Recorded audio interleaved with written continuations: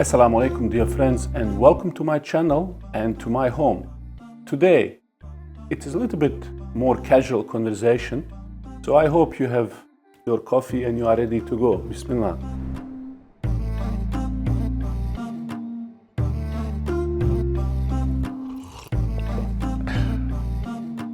Today I want to talk to you a little bit about my life, how I ended in Islamic finance, career choices I have made, and maybe there is something there as I reflect on my own journey, my 20s and 30s, and then 40s, and then close to 50 now.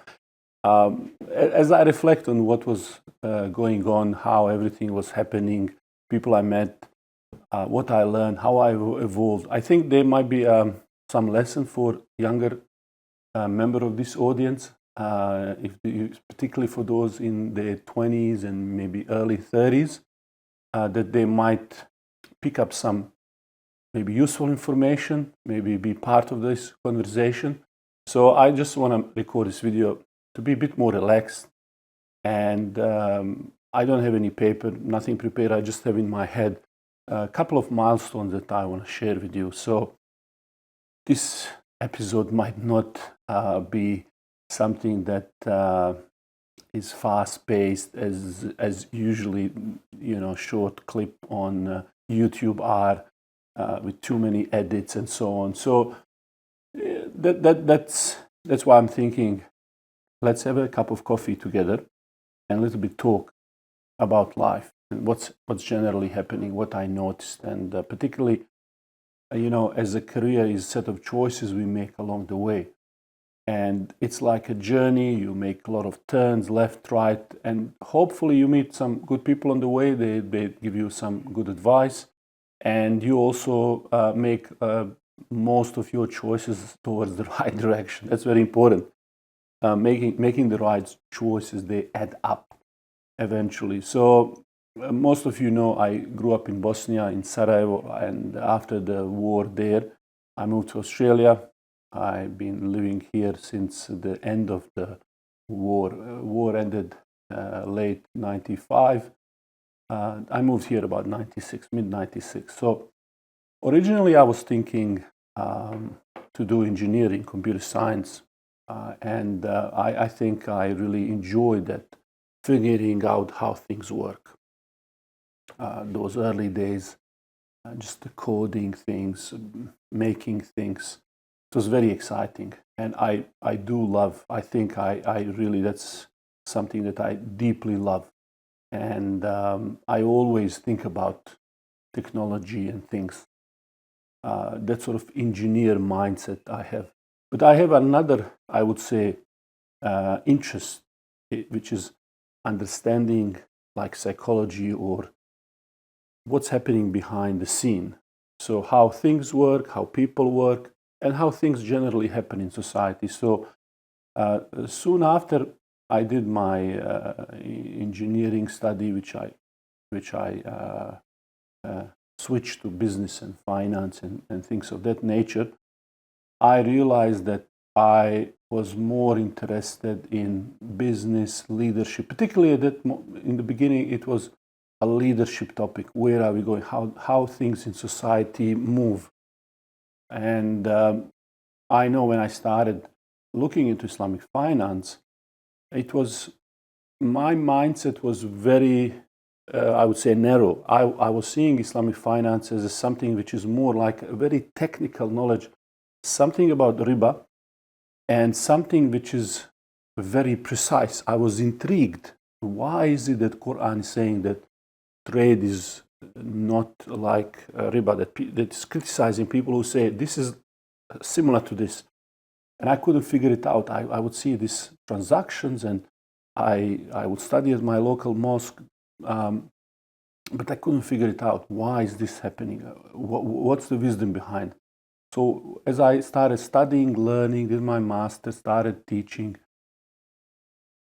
as many of you who are at the beginning of your career, especially after you finish university, you are thinking, obviously you want to have some income, maybe you want to get married. I got married very, very early while I was studying, and you want to make sure that you have good foundation so you can start your life.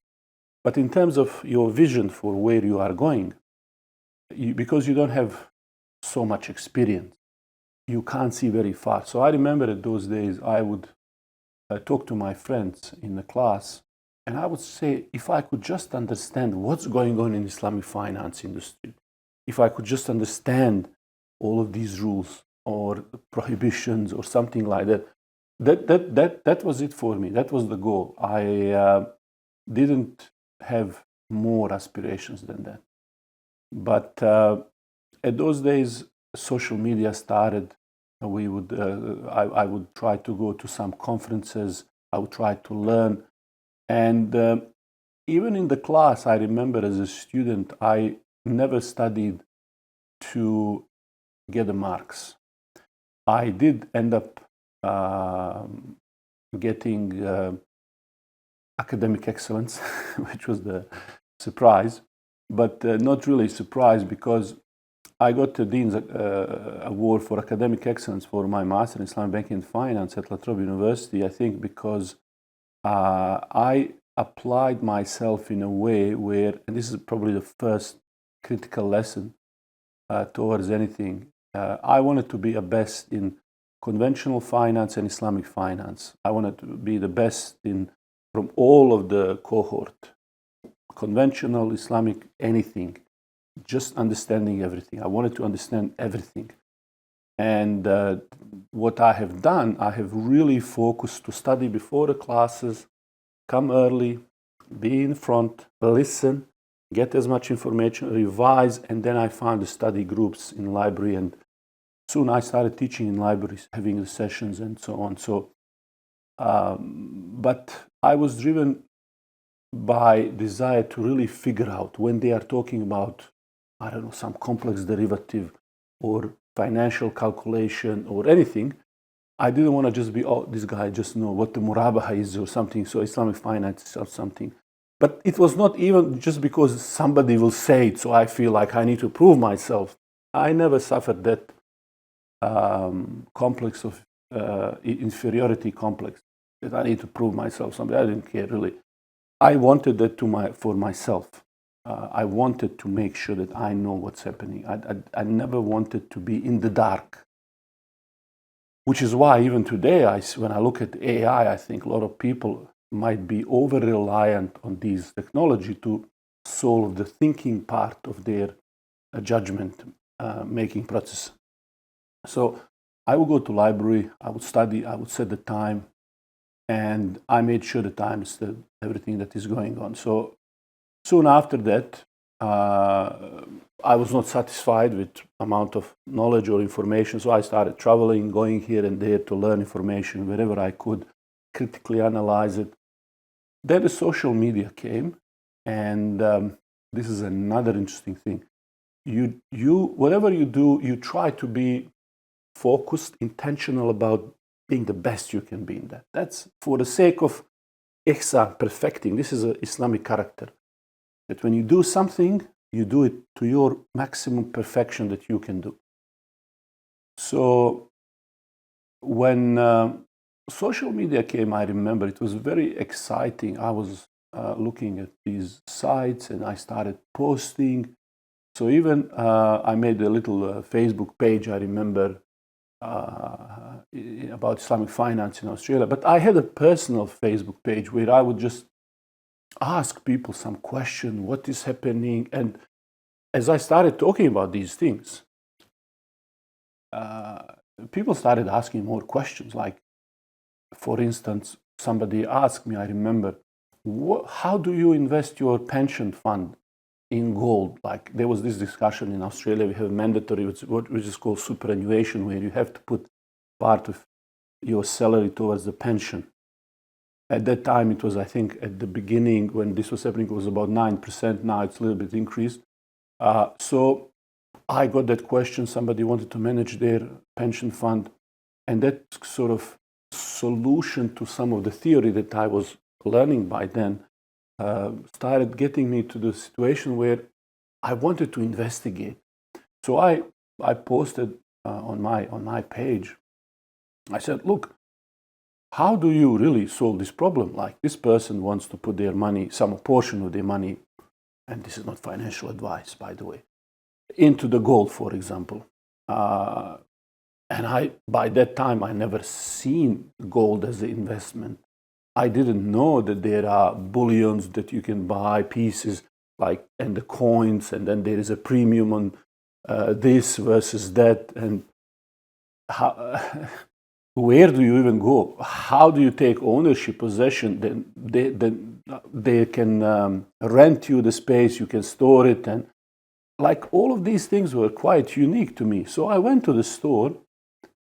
I found a shop, I found a place where they offered these services, and I took a few photos and started discussing about this with my friends. And I said, look, there is a place here that you can actually buy, and they store it for you, and all of these kinds of things. Not like most of today, where it is just they don't even hold the gold. You don't know what they hold. They just send you email, we have your gold, it's secure here. I actually went there and I saw it.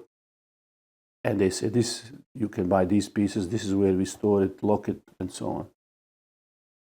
So it was interesting that this kind of situation then started creating more and more circle of friends and the conversation in my local community, which eventually, as I was teaching, I started teaching at university, I started teaching here, I started more having conversation, but I was trying to get more practical sense what is happening. So as I started more and more talking about it, and there was a lack of conversation, at least in Australia, about some of these topics. What started happening is some of the organization would approach with some questions. So one of the organization here approached me. They were one of the oldest Islamic finance organization here, and they said, can we have a discussion, talk? We started just having a conversations, and they said, can you put together training for our staff about some of these questions? They're getting the questions, and here is our contract. Do you mind having a look and what we're doing, how we're doing it? And what was interesting at that time, to be honest with you, I was not prepared for that. I didn't know much practically at that time, but I was willing to learn.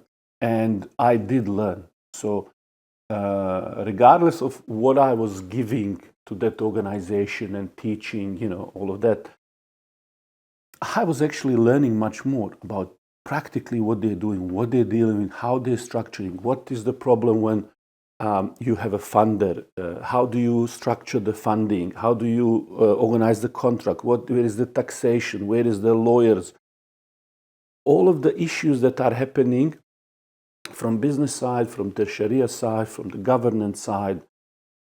I started to learn, started to understand these things. And as you start more and more learning, more and more your appetite for more knowledge grows. And so at that time, I remember I was teaching at university, and I noticed that sometimes universities, they organize events at they're very high fees, so you can't host a lot of people, you can't spread. At that time, I thought to myself, I really want this message to go to wider community. I was realizing, we're talking at university with the central bankers, with the governments. I remember in a couple of these countries that were falling and they were rebuilding system. I don't want to mention the name, some of these Islamic countries. They would come and they would offer advice, not advice, they ask us for advice. And I remember I went to some of these countries and met these ministers and people, and suddenly I'm interviewing everybody in the government, stock exchanges, everything about certain things, how they can solve certain issues and finance things and raise money through sukuk and what industries, and you suddenly find yourself again unprepared to handle all of this. What is going on? I need to learn so much more. I'm here talking because I have built slowly through the teaching, through the solving some problem, but now I'm sitting with the business leaders, with the government official trying to solve something. And as all of that was happening, I would always try to learn, to understand, and prepare myself as much as possible, and really learn from those experiences. But obviously, I was not very happy where I was going. I was not feeling confident in everything I knew. I didn't know that much. I didn't have that much experience. It was the first time you deal with some of the challenges, and a lot of things were developing, just like today. I hear, somebody ask you, what about crypto? What about this fintech? What about something that is going on? Sometimes you don't know. You have to investigate. You have to learn, and it's not easy to read the blockchain data, figure out exactly what's happening. So at those days, it was mainly very simple things like home financing, this transaction, that fund. So I was thinking there was an opportunity start developing. As I was putting more and more work on social media, talking about things, sharing what I'm learning, I felt there was a community gathering around. I was maybe contributing to some sort of awareness of Islamic finance and principles and so on.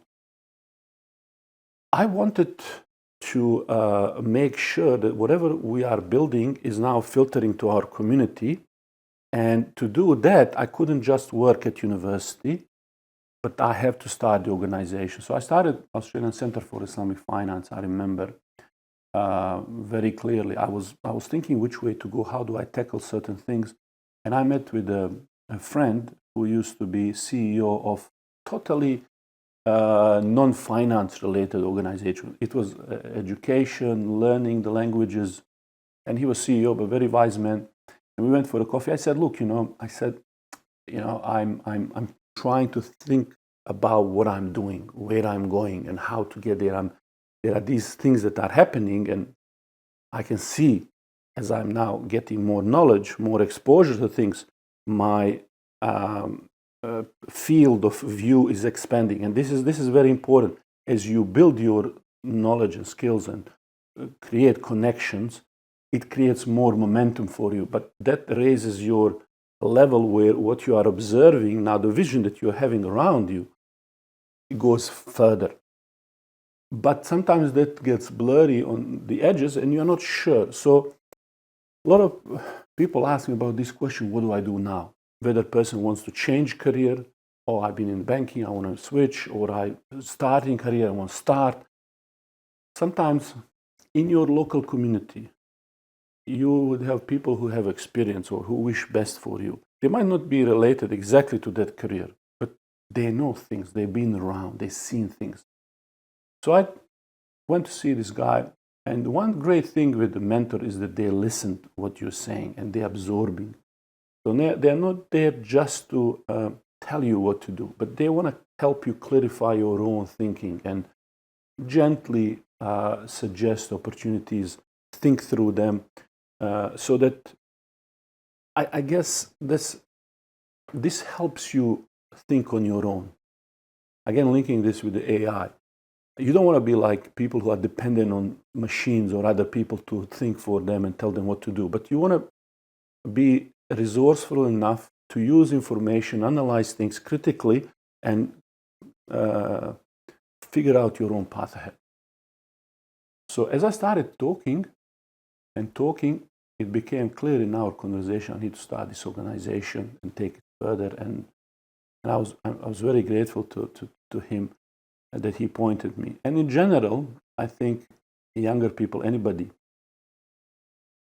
it's very useful in your circle to have somebody who is at least 10, if not 20 years older than you. I find that extremely useful. A little bit works with your temper, young people, sometimes full of energy.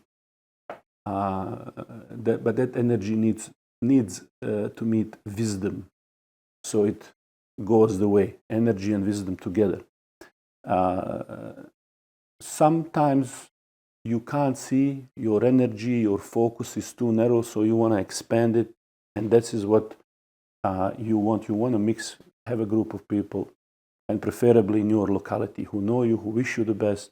And you can meet them at the mosque, at your charity dinner. You can meet them in the soccer or a sports place in the community, you want the people who share your values, who understand you, who wish the best, most wholesome and full life for you, who will not just say, this part of life focus on and that give it your all, or neglect this, or just focus. No, you want somebody who will holistically see, who has lived that life, and they can give you a perspective. Usually your parents, you have your grandparents, your uncles, but then you have extended friendships and people.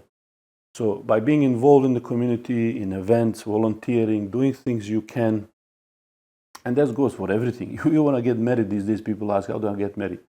Volunteer, get people to know you, trust you. It's like anything else, it works by trust. People often say, oh, in business, it's not what you know, it's who you know. Yeah, it's both of these things. Didn't you hear the story of Musa when he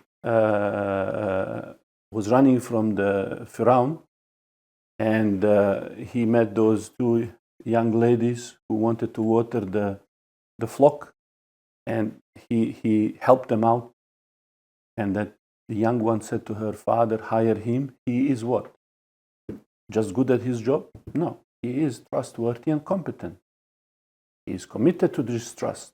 He is competent in what he does. Two very important qualities that you want to work in yourself to be then recognized, like what she recognized. The strength is your competence in your skills, in your knowledge. It's about the job you're doing. And the trust, you can be trusted in terms of your character, your virtues, your honesty, your integrity.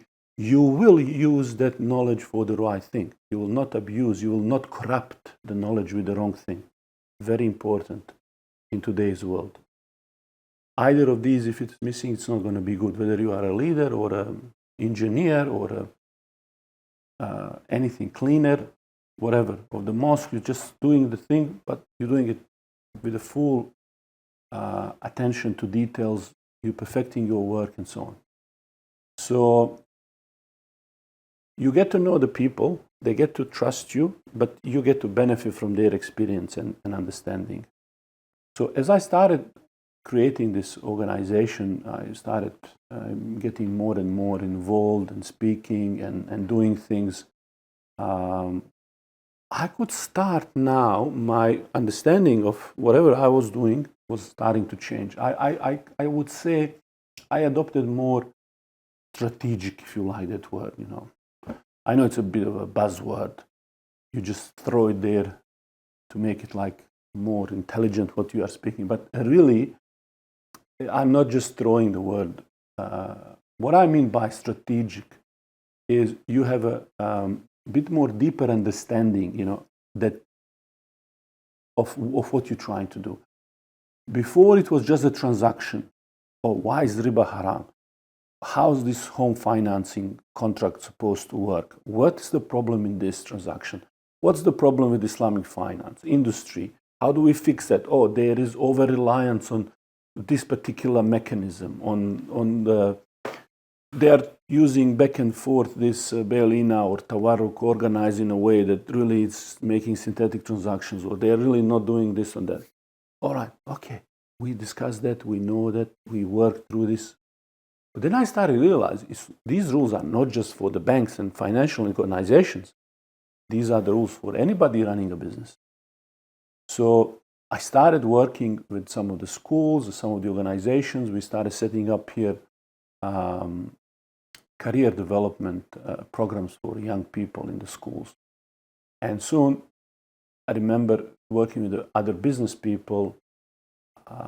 And you know, as soon as you start talking and maybe make few lectures, maybe write few articles, you talk somewhere, people start to kind of ask you questions, you get in touch.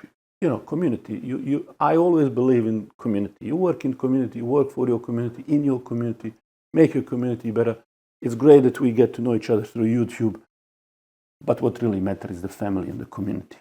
We are living there. This is our roots, and that's what, at the end of the day, protects your faith, protects your family, your Islam, is your family and your community. So you want to And not just that, that's where you derive most meaning in life, really. This is in your community. I don't believe we just jump around and just be a global citizen, no roots. No.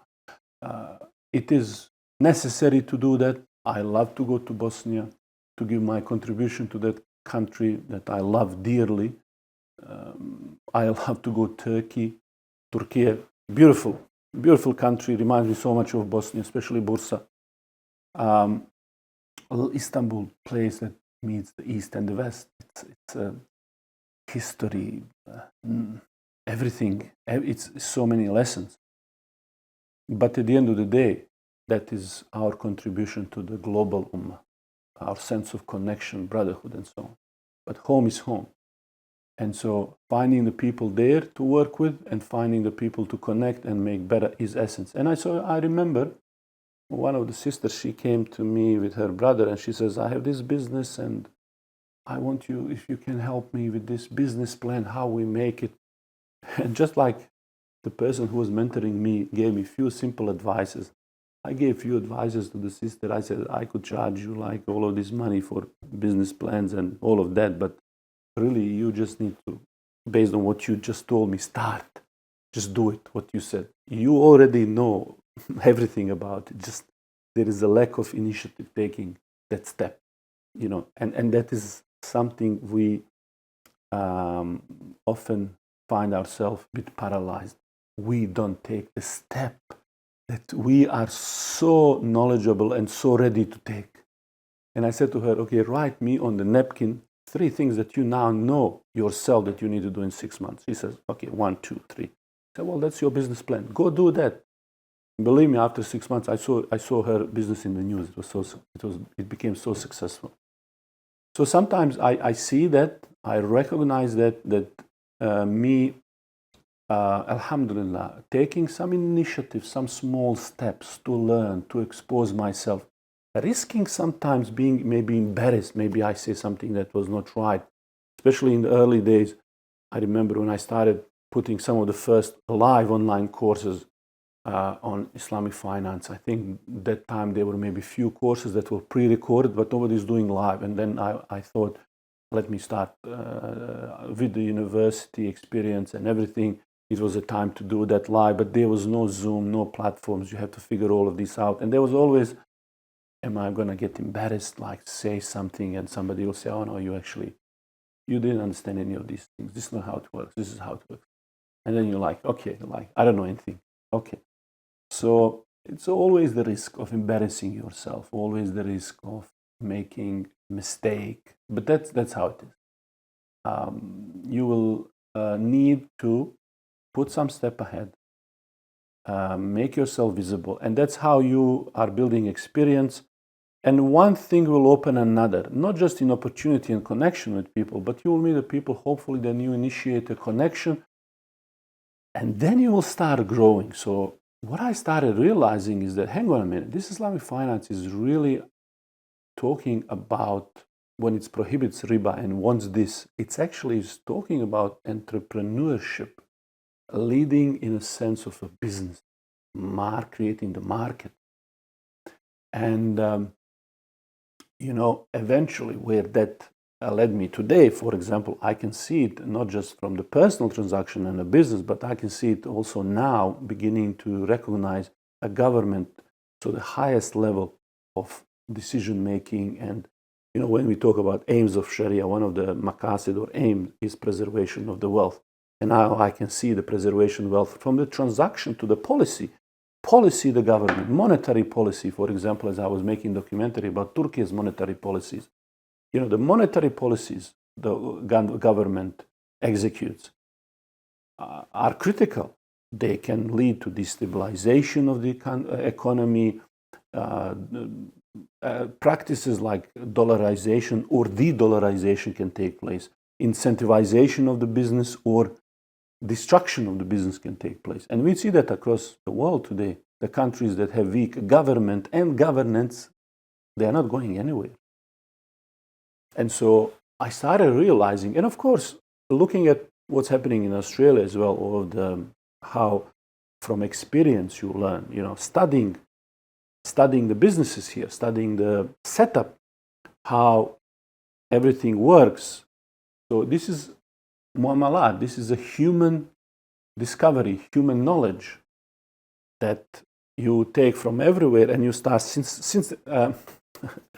synthesizing the word. Sometimes these words mix up in my pronunciation, but you start getting more unified view, worldview, Islamic economic worldview starts to get clear. That suddenly you start realizing that all of what we are doing is that really want to have a strong economy, people who are contributors in that economy, and people who are building the businesses, people who are solving the real problems. And so as I was learning about these things, I wanted to be somebody who is also doing this. So I started starting my own businesses with some friends. Some of these businesses didn't succeed. Some did, whether it's investment or finance or something like that. We did all kinds of things, from investing in healthcare, investing in other things, building the companies, education companies, and consulting businesses. And some did better than the others. So it was all contributing to the experience. And then the reason why I'm saying this is, as you now are sitting, perhaps thinking, I'm at the step 1 or 2 or 5 of my journey, where does this story go for you? I guess what I'm trying to say is, as you put yourself out there, the opportunities start opening. I thought about it as if I'm graduating from opportunities and going to the next level. And I think that is perhaps how most of the careers are constructed over the time.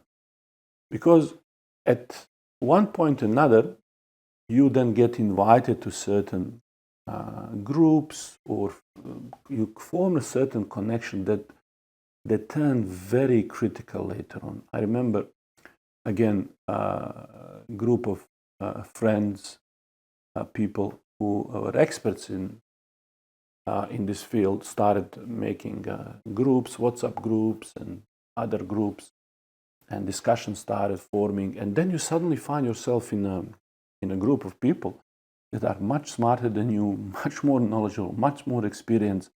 And now, again, I'm at the beginning. I need to start learning from the beginning, from everybody. And so that is very interesting. But what that does, as you engage genuinely to learn, to listen, to sometimes maybe have a robust discussions, still that, you would fire, you don't have a patience for everything, you want everything right, done now. Sometimes it doesn't serve me that well, but in any case, you learn, you grow, you meet new people, and that again opens new and more opportunities. Let me have a sip while you're processing all of these informations.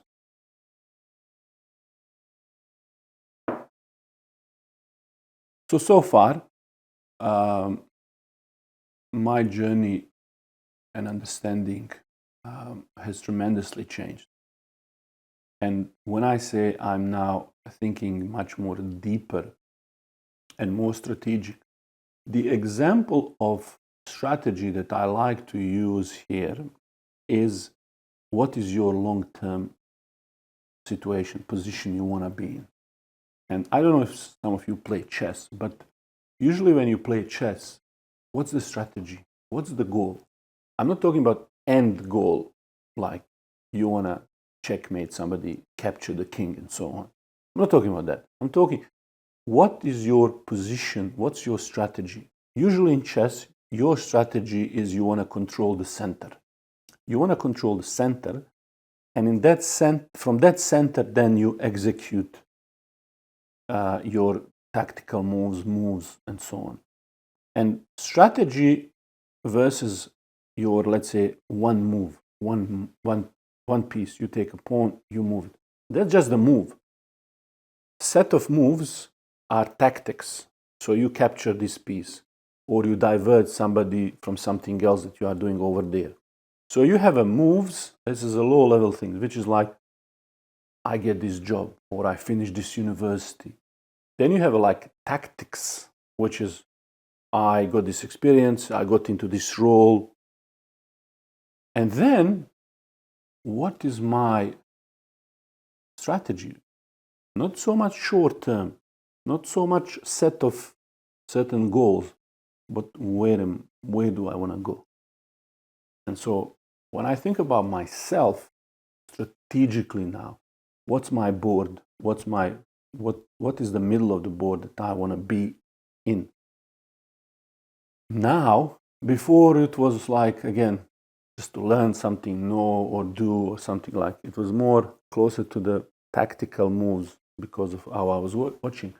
But now when I think about it, now I'm looking at much higher level helicopter picture, which is countries around the world who, let's say Islamic countries that are dealing with Islamic economic and finance, that are currently in a very difficult situation where their production is minimal, where they are just importing from other countries, that they can't even feed their citizens, a lot of our countries.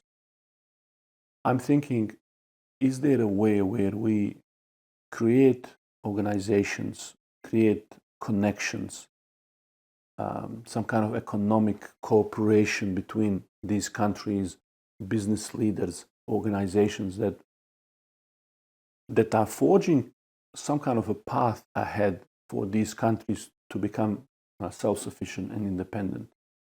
I really like example in Turkey when I was there to record documentary, when I would travel across, and I know people will say, oh, but inflation, but devaluation of the currency. Okay, that's I get it. I've done a case studies on that in details, why this is happening and all of that. But there is underneath all of that, there is a story of building industrial base and infrastructure of the future. You cannot deny the fact when you go in city like Kayseri and you go and you say, okay, here is 1,000 factories just in one place that are exporting to 50, 60 countries around the world, that are making hundreds of millions, that are not just supplying their country, but the world with X, Y, and Z. You cannot be but concerned for other Muslim countries that are basically running economy by borrowing more, consuming what somebody else is producing, and just growing the debt. That will not create employment stability. If there is another COVID, another supply shock to our economy, if there is another monetary policy which increases those interest rates, that will not serve these countries that don't build their capacity to produce things for themselves. In fact, bigger nations, whether it's China or Europe or US, they will concentrate more and more productive purposes in their hands, and that will lead to even bigger gap, bigger inability to take care of your own needs, and bigger strategic problem, because if you have this instability that comes and they cannot send you what you need and you depend on others, like we have seen during the pandemic, you might not get what you need when you depend on others. So that's not a very strategic, good position to be in. So now I find myself in this interesting situation where I've been a whole circle, transactions, personal, finance matters, businesses, government, and then the economics, strategic leadership, and then I'm like now again back. It starts from the young people. So we now have in the pipeline developing financial literacy program for the students, so you can get them to think about Islamic economic worldview. And then you need to talk to the business people to actually start the businesses, grow those businesses. And then you need others, investors, to put their money into this.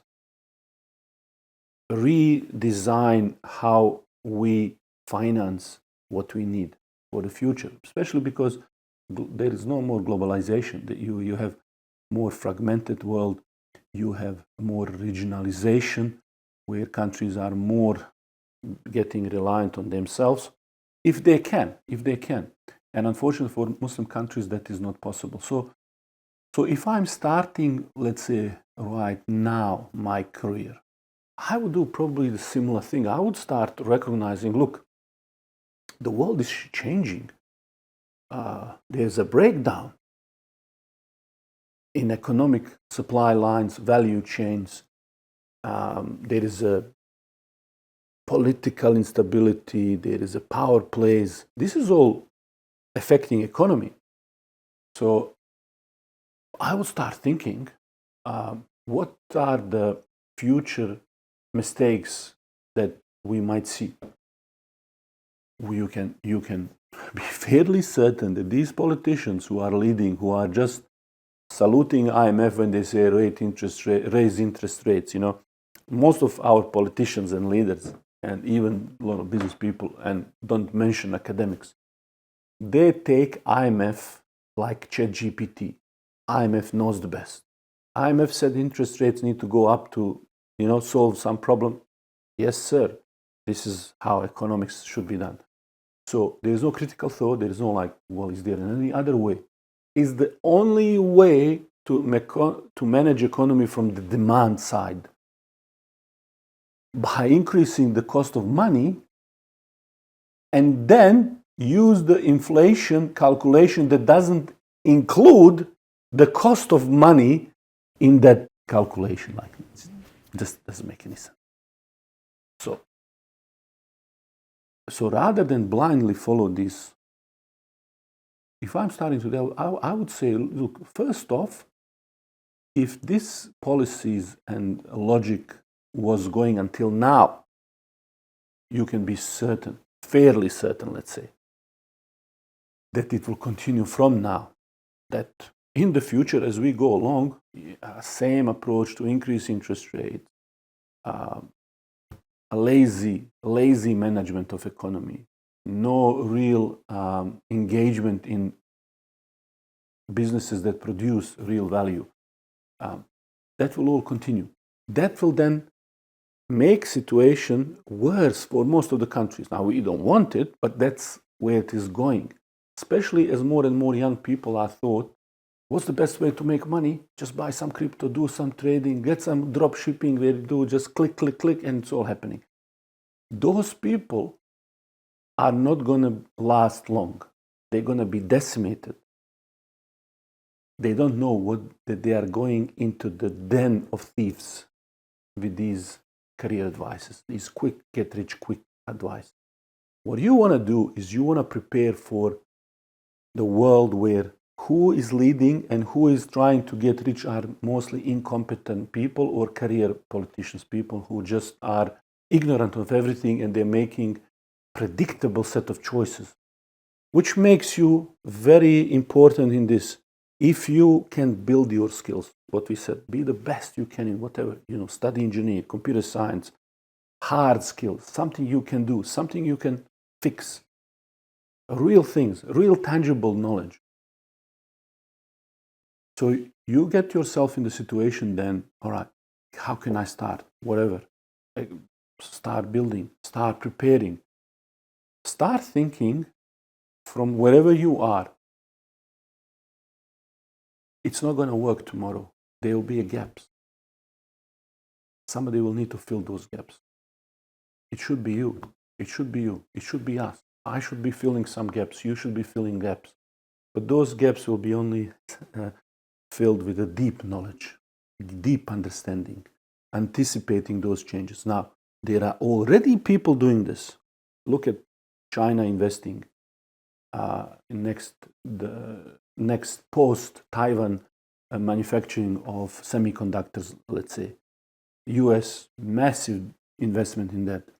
Bioengineering, AI, biology, everything is being mixed to create the products of the future. So, yes, you don't have money or even knowledge or anything that they have, but doesn't matter. when I started in this industry, I didn't have much. I could see only little pieces, but over the course of the time, I could see that I can learn it if I'm dedicated, and I can put the pieces together. So that engineering mind in me got me through that. And then I could see the other things, what is going on. So you start then thinking, preparing yourself, even if it is from a low level, low resolution level. You have to start from somewhere. I don't know if this makes much sense what I'm saying. I'm just enjoying this beautiful morning, this sunshine, sharing some things with you younger people.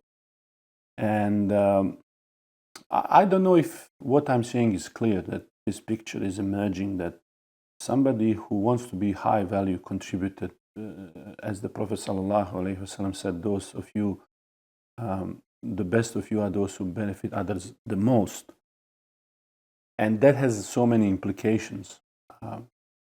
With the loss of productive purposes, with the rise of these monopolies that are producing things, with the destruction of knowledge and skills, critical thought, concentration of knowledge and power in very narrow areas,